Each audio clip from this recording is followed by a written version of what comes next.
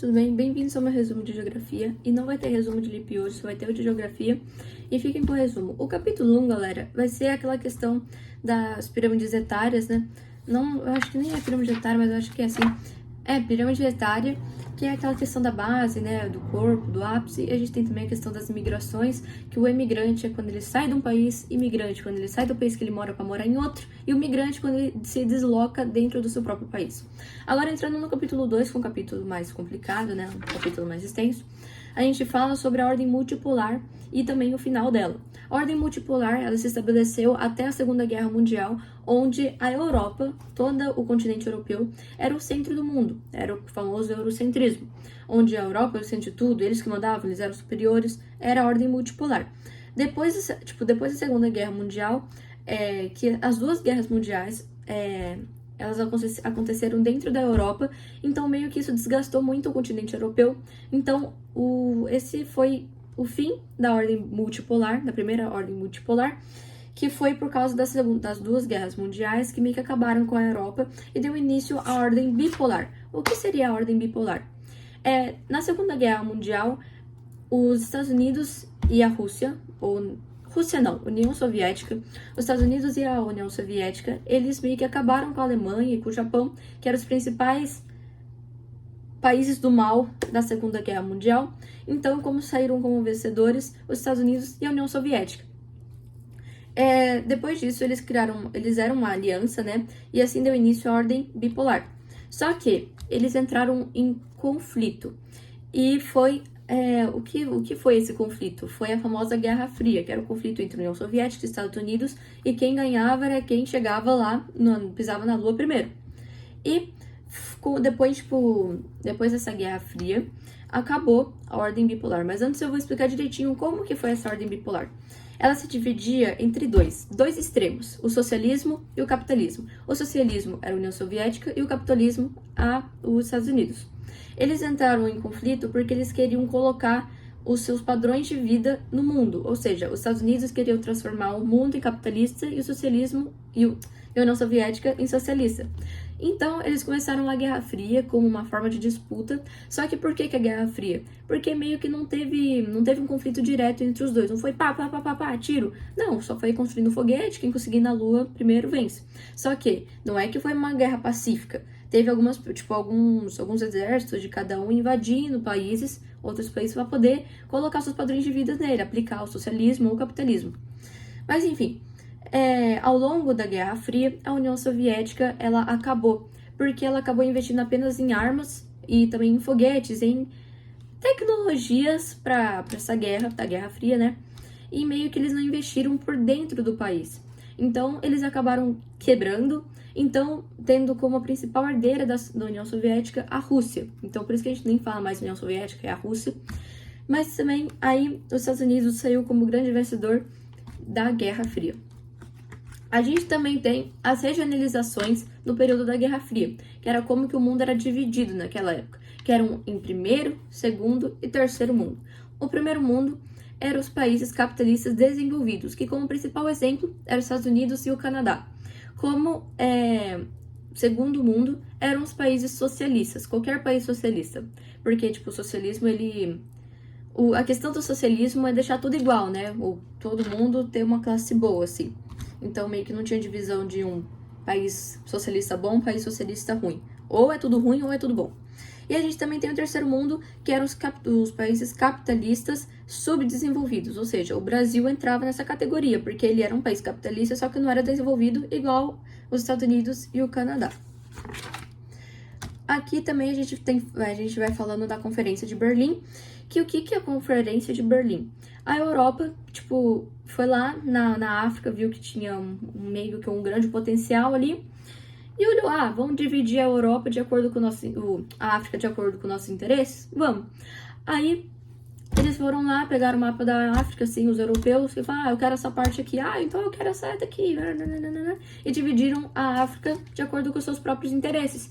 E isso foi a Conferência de Berlim. E a gente tem também as fronteiras arbitrárias, que era somente a linha que dividia o espaço de cada terrinha que dividiram na África. Era as linhazinhas que delimitavam o território de cada país europeu que dominou ali aquele continente, aquela parte da África. Aqui a gente vai falando da Cuba, que a gente vai falar principalmente do embargo comercial, que vamos dar exemplo. A Cuba, ele é o único país socialista da América, e isso foi, tipo, uma grande vantagem da União Soviética, porque Cuba é um país meio que relativamente próximo aos Estados Unidos, e a União Soviética poderia a qualquer hora falar, vou tacar bomba em Cuba, vocês vão explodir também. Mas enfim, vocês vão explodir também. E os Estados Unidos falou, não faça isso, não faça isso. Mas por Cuba ser o único país socialista e os Estados Unidos ser completamente contra o socialismo, eles serem extremamente capitalistas, eles fizeram um embargo comercial. O que seria isso? Um embargo comercial é quando os Estados Unidos proibiu qualquer país capitalista de comerciar com Cuba. Então, Cuba só podia negociar com a União Soviética Ou seja, Cuba vendia açúcar para a União Soviética e a União Soviética vendia petróleo para Cuba.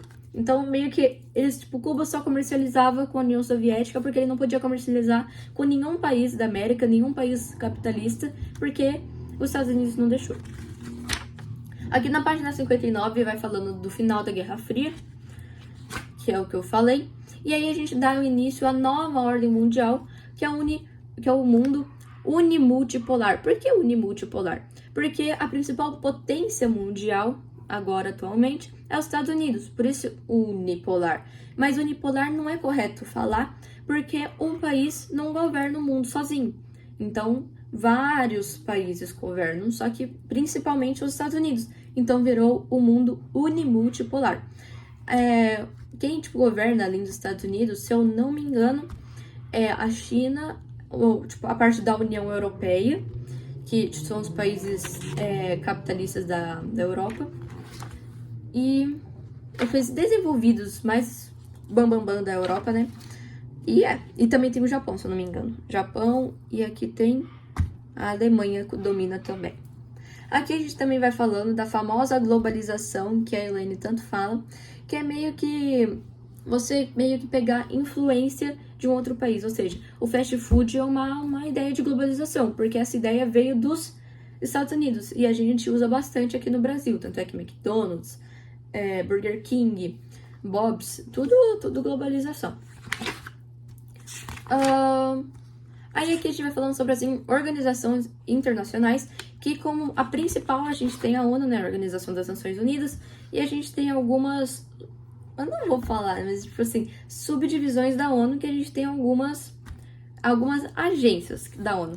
A gente tem a Unesco, a FAO, a OIT, a Unicef, e a gente tem a FMI também. A gente tem outras organizações importantes também, como a OTAN, e a gente tem também a OMC e a OCDE.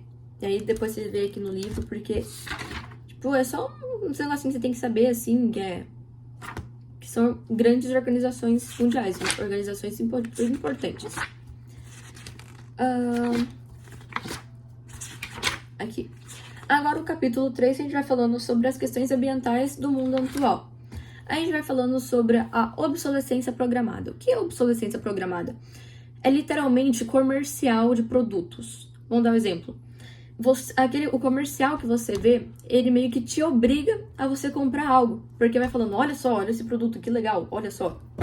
Olha esse fone. Se você comprar ele, você vai ter cancelamento de ruído, ele vai durar por 1000 anos. Então isso aqui é obsolescência programada. Você meio que é obrigado a comprar uma coisa porque ela te oferece um recurso muito bom. E também a gente vem falando principalmente das questões das mudanças climáticas e das questões ambientais, que vai falando aqui também, tem um parágrafo que ela mandou grifar. Além das mudanças na maneira de obter alimentos, a evolução técnica provocou alterações profundas no modo de vida do ser humano, a construção de moradias, o desenvolvimento dos transportes e de outras tecnologias, além da utilização cada vez maior de energia, levaram a um aumento significativo do uso dos recursos da natureza. Essas transformações vêm gerando desequilíbrios ambientais que colocam em risco não apenas a disponibilização de determinados recursos naturais, mas também a biodiversidade e até mesmo a vida humana no planeta Terra. Ou seja, aqui fala sobre a industrialização principalmente, ou sobre o uso de combustíveis fósseis, que tudo isso afeta o clima global, isso também causa uma grande poluição. A gente tem também a questão da água, que vem falando também sobre a escassez hídrica, que fala assim: como você já deve saber, a maior parte da superfície terrestre, cerca de 70%, é coberta por água. Apesar desse grande volume, muitas áreas do planeta apresentam escassez hídrica, ou seja, a África é um exemplo. Um exemplo.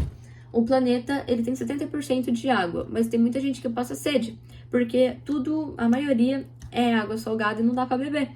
Então, é isso meio que acontece. Aqui na página 80 vem falando bastante sobre isso, se quiser dar uma lida é bom. E a global vai até a página 83, que aqui fala sobre a importância dos aquíferos, que é um lugar onde a água escorre e meio que é um grande reservatório pra gente, caso algum dia aconteça alguma coisa nos rios secarem ou acabar a água doce, a gente tem os aquíferos. E a gente também aqui fala sobre a degradação do solo, e que tem 3 exemplos assim principais, que é a compactação, erosão e desertificação. É muito simples. A compactação é quando você prensa muito o solo, ele fica muito juntinho, é literal, muito juntinho, e não deixa que a água infiltre nele. Então ele meio que vai virando um solo pobre em nutrientes. A gente tem também a erosão, que quando, tipo, vou dar um exemplo, ocorre uma chuva muito intensa, ou você tira toda a mata daquela terra, toda a mata que tá em cima, todas as árvores, as gramas, e você vai ficar com um solo pobre em nutrientes também, ele vai criando rachaduras, vai virar aquele solo feio, sabe, que parece estar todo quebrado. E a gente tem a desertificação, que é quando é um solo sem água praticamente, é um solo de deserto, é um solo que, tipo, na qual é um solo de áreas secas, que meio que são quase inúteis para a plantação, é um solo muito, tipo, bem, tipo, pouco fértil. E é isso, galera. Em geografia é isso. Espero que tenha ajudado. Qualquer dúvida, chama no meu privado, como sempre. E é isso. Beijo!